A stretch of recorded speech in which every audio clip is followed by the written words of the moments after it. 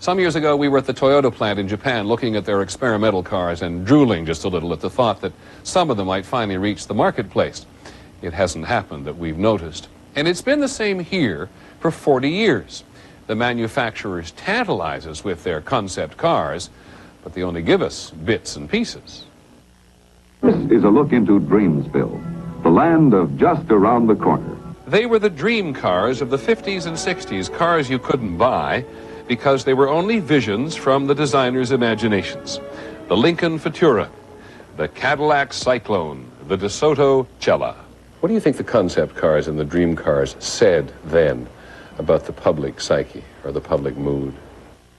I think that the dream cars of that period reflected a kind of charming faith in technology. We had gotten out of the Depression, we had won World War II, and we did it all with technology. Now we were going to solve all the other problems with superior mechanics. The car of the future becomes in that context a sort of guarantee or a symbol of the future being even better.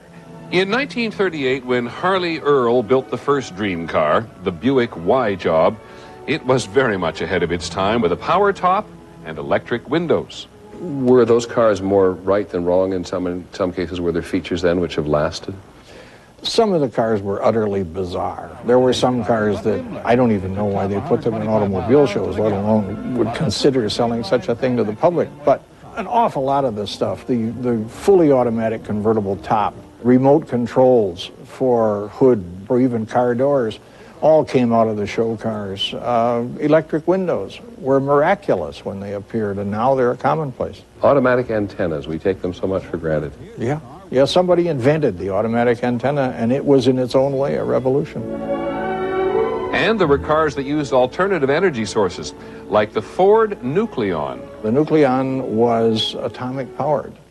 And we must have seemed outlandish at the time. Well, you know something? It probably seemed like a very good idea at the time, because we all were very optimistic about the future of nuclear power for everything. It may or may not be a guy thing, but we remember being very frustrated in years past that they never mass-produced the concept cars we so admired. As it turns out, it is ever thus. Show us a futurist spaceship of a car out of the year 2000. We'll drool over it and want it for our very own now. Didn't realize. That is our report on World News Tonight. Little nostalgia.